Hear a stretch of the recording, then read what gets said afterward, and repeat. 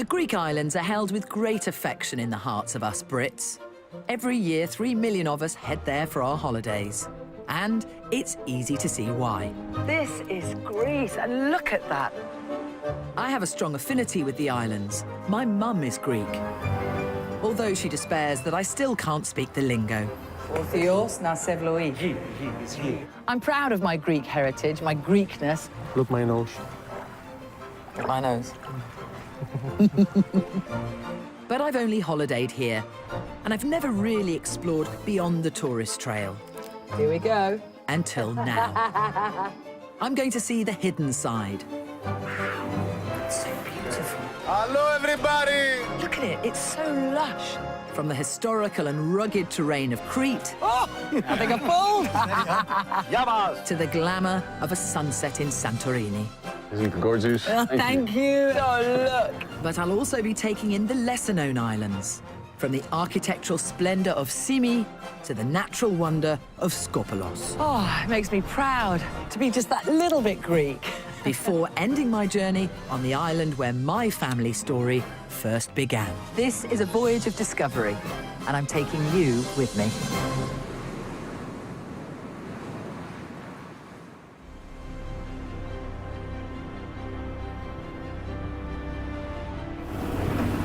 So as you arrive towards Corfu, it's very impressive.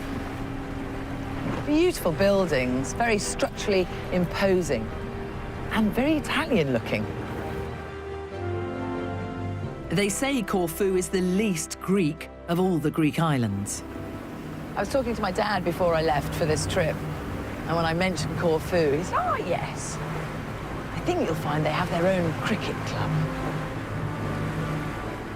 But I'm expecting the British influence to be quite strong, I think, here in Corfu, because Brits have been coming here on holiday since the 50s. So I'm sure they've left their mark, good and bad. And so have many other countries. Corfu has spent 7 centuries under foreign rule, making this island a cultural melting pot. Located off the west coast of northern Greece, Corfu has only been a Greek island since 1864. Its capital is Corfu town, and it really doesn't look Greek at all. Oh, come on. Seriously. It's as if I'm in Venice. Honestly, if you hypnotized me and then plopped me down here and said, "Where are you?" I would bet good money that it was Venice. It's like San Marco Square. That's because Corfu was ruled by the Venetians for 4 centuries.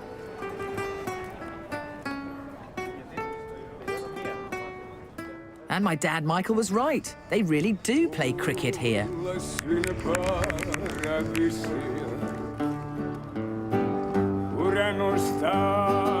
Just as surprising as cricket is the abundance of kumquats everywhere, a fruit that's more at home in South Asia. And in case you don't know what a kumquat is, it's this little thing. It's like this big. It's a tiny little citrus fruit. I do know what it is because I happened to taste one when I was 20, and I love them. So I'm quite excited that it's such a big deal over here. They make everything out of it. Sweets, marmalades, liqueurs. Definitely a good little gift idea. Look at that. Who wouldn't like that? Gathering dust in their drinks cabinet at home. And not forgetting the kumquat ice cream. Happy face.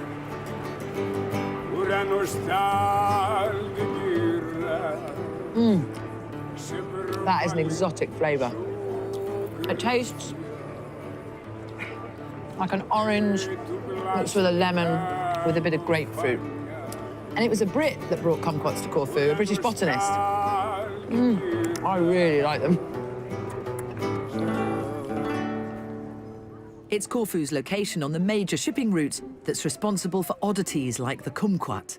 And another Corfiot obsession, spices.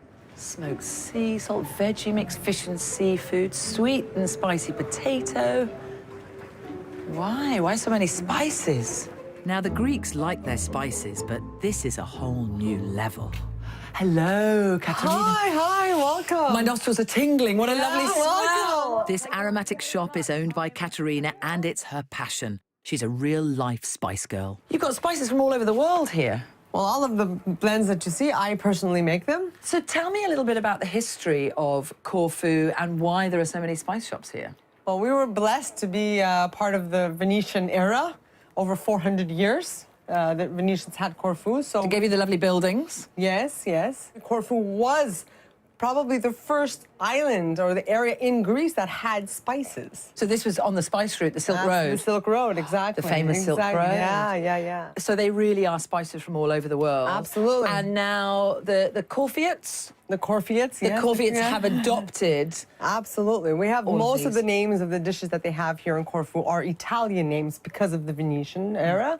So what are some of the spices that are particular to Corfu that you won't find anywhere else in Greece? There's the blend that we have, the most famous one, which is the pastizzata blend. Pastizzata. Pastizzata. Pastizzata, that's the tricky bit, because it's a sound... It's like a TS. Yeah, tzada. Pastizzata. Bravo, Okay, bravo, okay. you're good, bravo, good. And please tell me that that bubbling over there is pastizzata. Oh, yes, it is. I cannot have you here and not taste pastizzata. Patizzada is a 100% Corfiat dish, the signature dish of the island. They eat it at family gatherings on a Sunday, kind of like our Sunday roast. And it's heavy on the spice. Oh, good Lord. I know. Oh. Inside there is cinnamon, clove, nutmeg, allspice, a bit of salt and pepper, some chili pepper, paprika, okay? And I also add a pinch of cumin inside. In another nod to the Italians, they serve it on a bed of pasta. It's kind of a hassle, this type of pasta, but Oh, okay, this is that's the whole fun pretty. part. I apologise now. There you go. How is it? Okay. Okay, I can tell by the look at your face you love it. Oh, my gosh. I'm happy. The flavours, Katrina, are The aftertaste. incredible. The aftertaste is incredible, yeah. You know what I can taste? I can taste the love. Corfu on a plate. Well, now I need to work off that patizzada. A good job that Corfu is a great place for walkers. There's a 220-kilometre path called the Corfu Trail that zigzags through the heart of the island from the north to the south. It takes hikers into landscapes untouched by mass tourism. In the north of the island, it's brought me to one of Corfu's best-kept secrets, the abandoned village of Old Perithia. Hidden in the valley of Corfu's highest mountain, this Venetian wonder is a 14th century time capsule. Julia. Hello, Mark. Hey, great to see you. Oh, good to see you as well. Mark is a Brit who runs a B&B in the village with his wife Saskia. They're the driving force behind the restoration of the Old Perithia. Saskia and I kind of happened upon it about 12 years ago, and we came up here, not really with any intention of doing anything. We just read about a ghost village and wanted to have a look. So this essentially was an abandoned village. Yeah. Why? The tourist trade kind of started up in the 50s, 60s. And until then, there wasn't tourism. People didn't want to be by the sea. And at that time, the sort of old culture was that you gave land by the sea to the daughters because it was worthless. It was salty, you couldn't grow anything there. The villages would be for the sons. And of course, that all flipped round when tourism started. So they just walked away? So they just walked away. And then nature pretty much took over the whole village. During the 14th century, Corfu was constantly being raided, so the Venetians built Perithia as a hidden village, where you could see but not be seen. Because of the pirate attacks on the island, Pirate, like real-life pirates? real-life pirates, Turks, Saracens type of thing, Yes. people who owned the houses would have chambers underneath where they could hide like this, and they would either put their possessions or themselves down here. This was the And hiding it made spot. it safe, yeah. In its heyday, this village was home to around 1,500 people. But that's hard to imagine looking at the buildings today. I've got a bit of form renovating old properties, but I have to say, I haven't taken on anything quite as challenging as this. When Mark arrived, there were only 2 permanent residents. Now, there are up to 20 people who call Perithia home. If you look back here, you start to see how big the village is. You do. how And intact- actually, a lot of those buildings don't look derelict. Don't look so bad. Of the original 130 houses, a third of them are now restored or in the process. Properties sell here anywhere from €100,000 to €1 million. But it's not just the houses that have been given a new lease of life. This church has only recently been restored and reopened, and it had its first baptism after 60 years, just last year. How old is the church? I think it dates from about 1300, because the village records go back to 1357. And all of these frescoes were covered in lime. So it was a painstaking process to pick everything off the walls here. Aren't they beautiful? It's quite special. It is very special. The rejuvenation of the village has even begun to entice back some of the original residents. Kalispera, I'm good. How are you? Vasilis. Nice to meet you. Vasily is the local beekeeper. He's recently returned to his ancestral home, selling his honey to passing tourists. How are the bees today? Are they feeling happy and calm? The bees, you happy, they're happy, everybody's happy. If you love your job, you make a lot of honey. Vasily spends his days tending to his 7 million bees who live in the 90-year-old pastel blue hives he inherited from his grandfather. Oh, look at this. You see the There's queen? the queen, yeah. Isn't that just magical? Astonishing, huh? That is the queen Yeah, bee. this is the queen bee. She likes us, the queen bee. She's hanging around. There was a 1 in 80,000 chance of seeing the queen bee. Amazing. I grow up here with my father.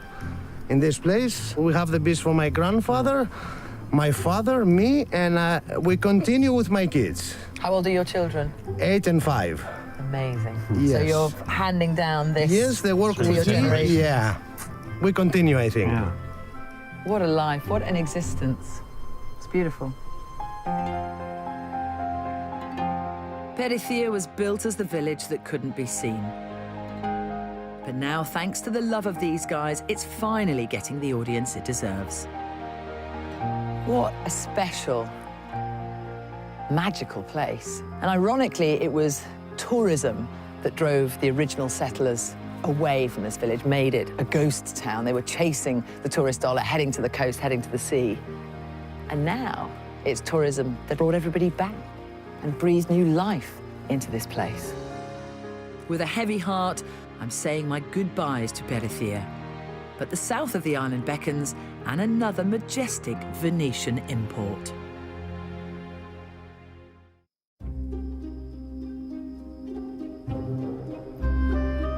I'm in the Greek island of Corfu, and it's not what I was expecting. If I told you that I was standing here looking out over the island of Corfu, I wouldn't believe me. Look at it, it's so lush and green, and as far as the eye can see, those are olive trees. I followed the Corfu Trail south to the wild west coast of the island. This is the tranquil side of Corfu, the peaceful side. Still steeped in history and tradition, but not invaded by tourism. The landscape here feels like one endless olive grove. The Venetians brought them here in the 16th century, and now there are as many as 4 million olive trees on the island. Not surprisingly, today, olive oil is the most important product of Corfu. Brothers Spiros and Yorgos Daphnis were born into the olive oil business, and they're the architects of an olive oil revolution on the island. I didn't understand until now how important the olive tree was to Corfu, and there are so many olive trees here. The olive tree for Corfu and the Corfiots was and remains a living symbol. The majority of the trees around us are between 200 and 500 years old, while the oldest olive trees are even more than 1,500. And you know what, Julia? The incredible feeling, even for us, is anytime we go for harvesting, to realize how many persons and how many generations before of us did exactly the same thing to the same tree, and how many times this tree gives back again and again and again with generosity its own fruits. It's like a contract between human and nature. So, Julia, let me show you actually our real mother. Well, it's actually... This is your real mother? Yes, yes. I like her already. Oh, it's just like steps. Yes. It's not. I can do that. This wonderful ancient tree was where the boys would play as youngsters and as adults work together now on business ideas. If I say that we have a great duty today, not only to continue this tradition, but to develop it, to deliver something better from what we receive. When the two brothers took control of their family business, they inherited a struggling product. Years of prioritising quantity over quality had left the reputation of Corfiot olive oil on its knees. They produced a lot of it, but it wasn't very good. It was like a bet for us to make it something better, to change it. So it's like we sail in unknown waters. So we start with a great vision and a passion that we will succeed. Spiros and Yorgos turned the rulebook on its head and completely changed the way olive is harvested. What happens in the past is simply setting under the trees these black plastic nets and waiting until the olives fall alone on the ground. We have to show everybody else that there is an alternative way of collecting the fruits when they are healthy and fresh. We are using the machine that my father right now is working with, or the old but simple way of collecting the fruit. Julia, would you like to try? Of course. Let me make you producer for a minute. Yes. There we go. We've got lots of young, lovely olives. I mean, it's very rewarding, but it takes a long time. I need to have a go with that machine. Will you try, really? Yes, of course. Are you sure? Yes, I'm sure. This clever bit of kit gently tickles the olives from the trees. I'm getting a lot of leaves. I'm not sure about the olives. The brothers' philosophy is all about freshness, harvesting the olives when they're alive, when they're young and full of flavour.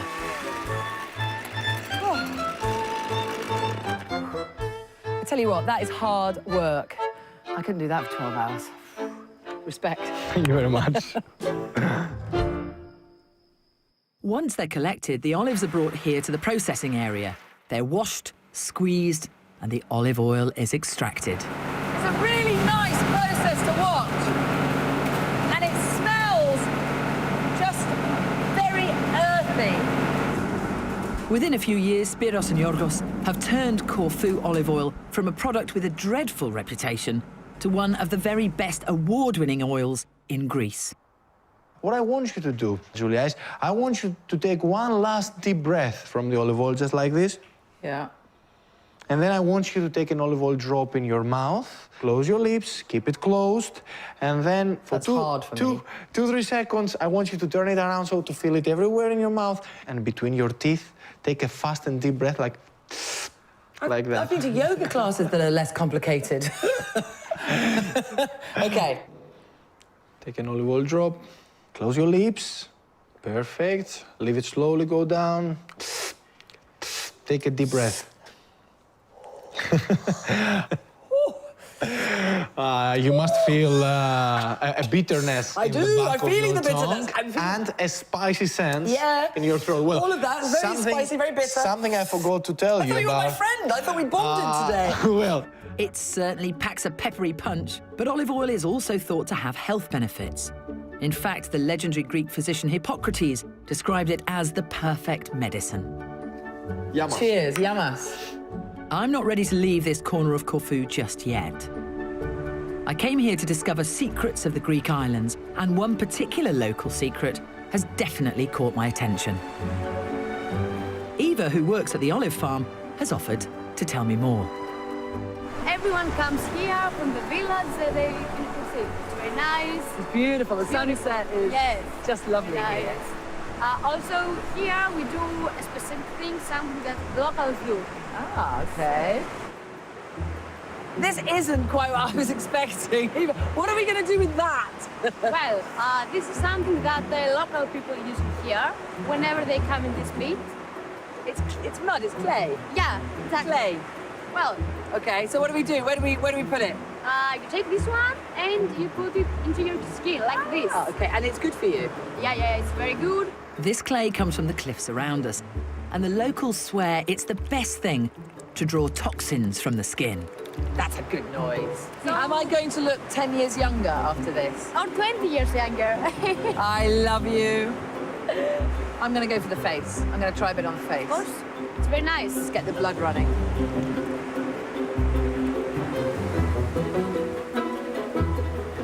Didn't really picture doing anything like this on my visit to Corfu. But as you come, you have to. You've got to. Do what Yes. the locals do. Embrace it. I've seen a lot on this island that's been left by other cultures. But this is undeniably Corfiot. The water is just so lovely, so warm. And obviously, after the old clay, look at me. I'm like 30 years younger, at least. I'm really sad that my time's come to a close here on Corfu. It may be the least Greek of the Greek islands, but it's no less special for that. Getting off the beaten track here in Corfu has been a real surprise. I wasn't expecting it to be so lush and so green. And the Corfiots aren't embarrassed by all the other cultures that have left their mark on the island. In fact, they've embraced those influences and made them their own. And that's what makes Corfu so unique. Next time, my journey takes me to glamorous Santorini, the supermodel of the Greek islands. Impossibly scenic, gorgeous views. I'll be on the hunt for the locals' tip for the top spot to see its famous sunset. Oh, in the memory bank. And escaping the crowds for a walk on its wild side. This is definitely unspoiled, this island, isn't it? It's quite mad, really. It's about to get seriously tense in the villa with the first recoupling of the series in New Love Island tonight at 9 over on ITV2. And tomorrow night on ITV, they're still keeping us guessing. The whole nation's talking about The Masked Singer here at 7. Next, we're back to Corrie.